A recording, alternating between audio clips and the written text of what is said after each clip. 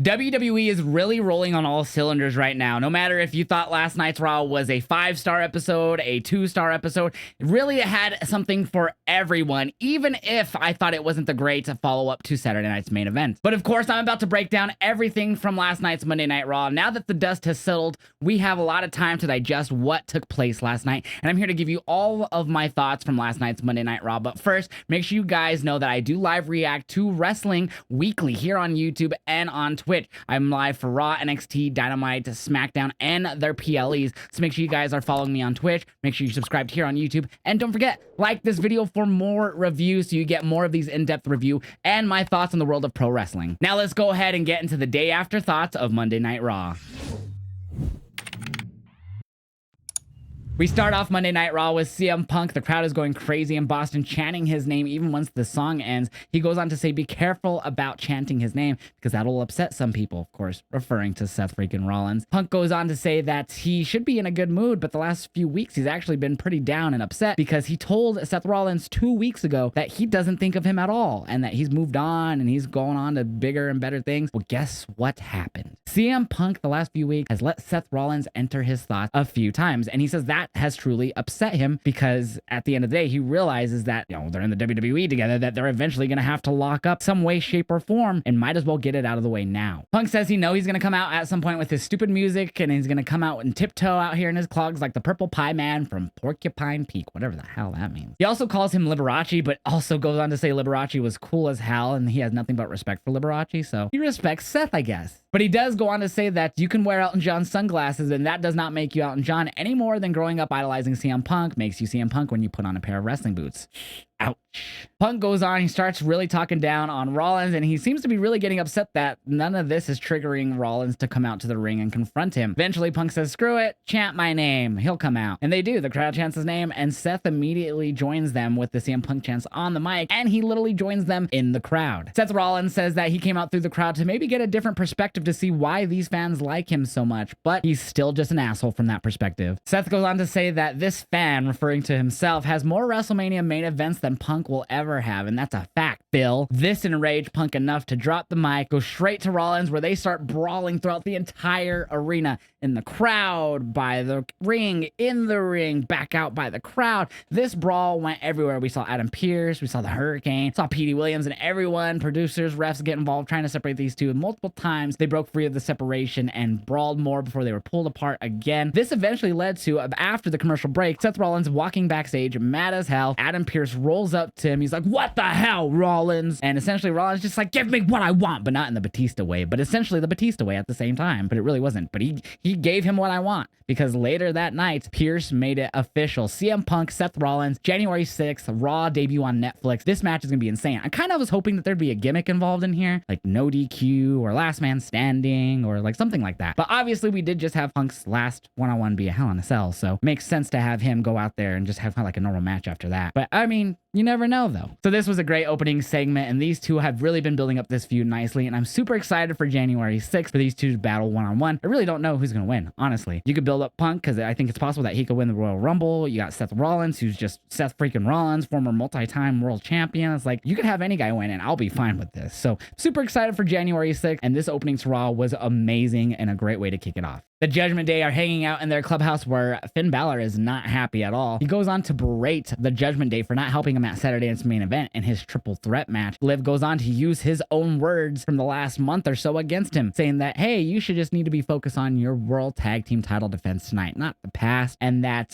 Finn, if we just listen to you, we win. They basically just pissed him off even more, using his own words against him. Finn just bites his lip, and I gotta agree, Liv's right. Liv's right. Finn, as much as I love you, you have wanted to be the leader this whole time, even though you've said there should be no leader. You want people to listen to you, and only you, and just follow anything you say. And unfortunately, they're not, because that's not what they were told this Judgment Day was supposed to be about. Everyone all in, not one person listens, or everyone listen to one person. So, Finn, you're just not doing good right now, are you, friend? Also, did anyone notice behind them that Carlito just wanted to play as himself in 2K, but he didn't have himself unlocked? Like, what kind of travesty was that? I also forgot to bring up that when Seth was talking to Pierce about having that match with Punk after the brawl, Drew McIntyre rolled up telling him, hey, remember you told me that to just forget about Roman Reigns and the Bloodline? Well, it's not that easy, is it? Says that everyone but the two of them are fooled, and everyone who's enabling Roman needs to be taken out. Rollins goes on to tell him just because they have a common cause doesn't make them friends. He goes on to say he already took Roman out of power with his friends Jay and Sammy, and that Drew isn't his friend, and friendship is built out of respect, which he has for Jay and Sammy. This was a really good backstage segment because I think it's really going to be teasing Seth Rollins turning back to a full-fledged heel, and I'm all for it. This was really great, and I'm hoping to see more between these two about Roman here in the near future. We get the Intercontinental title matchup between Braun Breaker and Ludwig Kaiser. I was surprised at how much time the title matches got on last night's Raw. I thought it was really interesting because it just felt like there was a lot of commercials in the end because it sucked us out of the match. We had 3 commercials. There was 3 segments for this Intercontinental title match, and it freaking delivered. This mid-card scene in the WWE might be the best it's ever been. And I know back in the Attitude Era, that was one thing that we prided WCW and then eventually WWE on, was how strong they made their mid-cards during the Attitude Era or during that prime time of pro wrestling. Nowadays, I feel like it's just the same, if not even better. The fact that your mid-card champion Braun Breaker feels like an unstoppable beast. Yes, he did lose to Jey Uso once, losing the title before regaining it back. But at the same time, I feel like it didn't hurt his stock at all. This mid-card division in WWE is loaded and stacked, and this match just went on to prove it. At the end of the day, it was a great match, and Braun Breaker retained his title in a really good match. Ludwig Kaiser, I think, is super underrated. As much as we talk about him being really good, I still feel like he's not talked about enough, and that he'll eventually be an Intercontinental Champion or US Champion, and I could see him eventually being the top heel in the company. I think he's going to have a career trajectory similar to JBL. JBL had many different gimmicks, did many different things, but with Ludwig, he's going to stay with this one gimmick because it worked. And I think eventually it's going to put him in that same prime spot as heel JBL. And I could definitely see that for Ludwig Kaiser. But great match overall. Braun Breaker, a big future, and Ludwig Kaiser, a big future in WWE. And I was happy with this matchup the way it turned out, with Braun retaining the title. The New Day are here in Boston, and that's Kofi Kingston's hometown. So he's looking for this hometown hero welcoming, but it's been pretty much the opposite. Everyone's basically doing the same thing, cold shouldering them. They get there. By the time they finally got there, it was later in the day. The show was already on. They go in the locker room. Rey Mysterio, a locker room leader, meets them at the locker room door, and he kicks them out of the locker room, saying what they did to E wasn't right, and it'd be best if they found somewhere else to change. Woods is bewildered and says, fine. And that's it. They just kind of just go off on their own thing. They just walk around with their bags because where the fuck else are they supposed to go? But I thought this was crazy. I definitely think that we're leading to something now with Ray, possibly the LWO versus Woods and Kofi. But overall, a great segment to see Rey Mysterio, who best person to choose right now, the best baby face that's been there forever, that could be considered a locker room leader, to kick them out. Really enjoyed this. I definitely think it's going to lead to some type of LWO New Day matchup. This is the part of the show where commercials really started to take over and really kind of sucked us out of the show. We came back from a commercial break to get a Saturday night's main event recap of Cody KO and the aftermath of the match with Kevin Owens hitting the package pile driver on Cody. They go on to give a medical update saying that he's being diagnosed with an axial compression of the cervical spine with no fracture, thankfully, and he's just at home resting. Eventually, right after that, we jump right into a great Warp Raiders vignette talking about their injuries that they've sustained to their neck and their back, and how a normal person would have had to retire with those type of injuries, but they're not normal, and that they're back, and that like they couldn't even hold their kids, and they couldn't even do normal things that humans do with their family. And it was a really hard-hitting vignette. Really loved it, and of course it led to their match in the main event that we'll talk about here in a moment. But again, it just went straight to a commercial after this. This is where commercials really felt prevalent throughout the show. Like, we literally got the Saturday night's main event recap into a Raiders vignette into what you saw, a commercial. Like, we got so many gosh damn commercials. It was really annoying at this point. But what are you gonna do but just wait for Netflix and hope that we don't get this type of thing on there? The Judgment Days, Liv, Dom, and Raquel make their way to the ring. Dom tries to introduce Liv as the greatest women's world champion of all time, but this crowd is mercifully booing him to where you could barely understand him. So Liv grabs the megaphone from Raquel and says, if you guys couldn't hear him, I am the greatest women's world champion of all time. And right as she says that, Rhea Ripley makes her way out to the ring What a shaka. Of course, they make a face-to-face. Rhea's like, Liv, you're actually going to want to hear this for once. They go face-to-face, and Rhea lets it known that they are going to be having a women's world title match here in the near future. She doesn't give a date, but one would assume that's going to be the Raw on Netflix debut January 6th. So we are getting Liv Rhea again for the women's world title. Like I said, no specific date. So that's just my guess. January 6th, that would make the most sense. And I'm hoping Liv retains. Rhea Ripley says something really out of pocket here at the end of this segment, too. She turned her attention to Dominic because she can't get over him. We all know that. It had nothing to do with him, and so she's just stuck on the fact that Dom left her abusive ass for Liv Morgan, who's lovey-dovey and gives him all the chicken tendies, and then she had to weaponize the chicken tendies, and she called him a chicken tender slut. Like, if that's an actual bad thing. But you know what, Rhea? I'm offended because I'm a chicken tender slut, and if you have a problem with chicken tendies, maybe you should actually try some, and you'll be a little bit happy-go-lucky, and you won't have to be abusive to the people who love you in their lives. You stupid. The Miz and the Final Testament are backstage. The Miz is basically thanking them, letting them know, hey, we did it. We beat the Wyatt Six. I can move on with my life. But of course, no.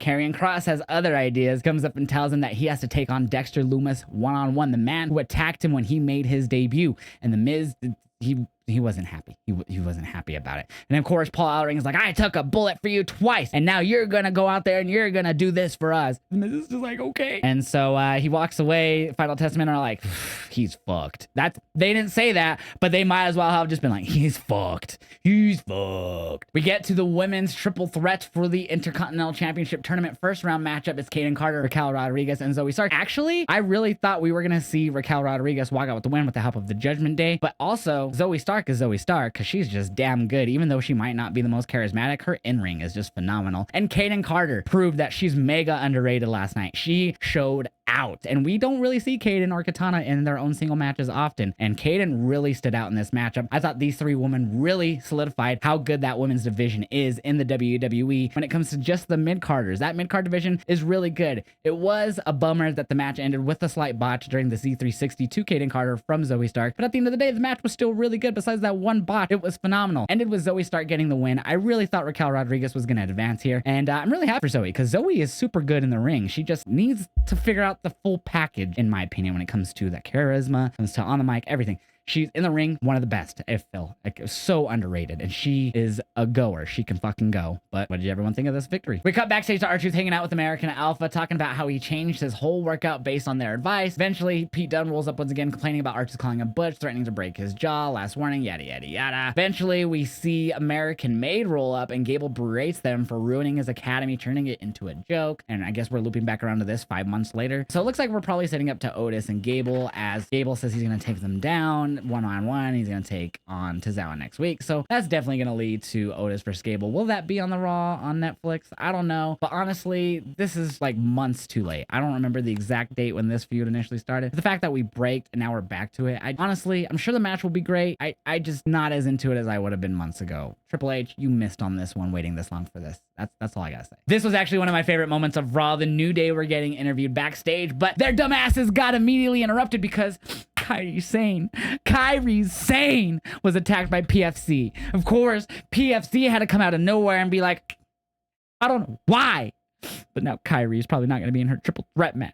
Also, fuck the New Day. They shouldn't even get time to talk because what they did to E. And then our main event, the Judgment Days, Finn Balor and JD McDonough versus the War Raiders. Now, this was a great match. This is another match that got a lot of time, but again, another Raw full of commercials. They had 3 commercial breaks taking us out of this match. But at the same time, I was happy that they got that much time to begin with. So it was like a double-edged sword, you know? But overall, a great match where we don't see any outside interference because the rest of the Judgment Day is barred from ringside. But at one point, it did seem that JD and Finn were gonna get the win, and the crowd was super hot for it, thus booing the hell out of them when it seemed like they were about to get the win. But thankfully, Ivar and Eric got the job done and are your new World Tag Team Champions. They even got the pyro, everything afterwards. It was super awesome to see the War Raiders back on top in the WWE. And does anyone actually remember when they were feuding with like the Street Profits doing all the weird shit? I'm glad to see where they are now compared to where they were then. And just pretty solid match on Monday Night Raw. Got a lot of time, just the commercial sucked us out of it, of course, if you weren't there live. But a pretty solid Raw. I gave it a 3.5 out of 5. I thought there was just too much downtime when it came to commercials. I felt like there was just more than usual, honestly. But we're in the last few weeks of Raw on USA Network with Raw on Netflix kicking off January 6th. We are coming up on that very quickly.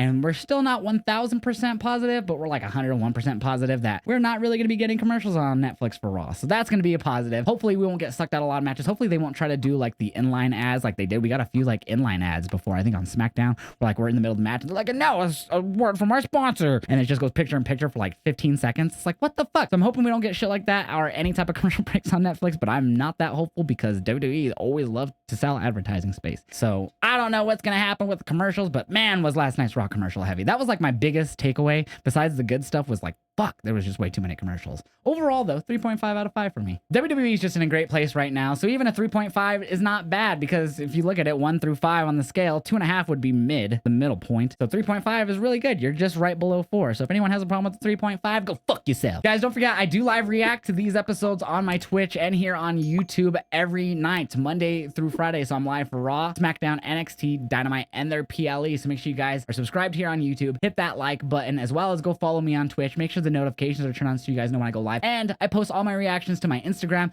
and my Twitter. So make sure you guys go follow at @HeelJosh on Instagram and at @HeelJosh on Twitter because that's where you can see the reactions after my live. Thank you guys so much for watching. And if you want more reviews, comment down below that you want to see more reviews on the weekly shows on this video. I want to know what you guys think about all this. Thank you guys so much for watching, and I hope you guys have a great rest of your day.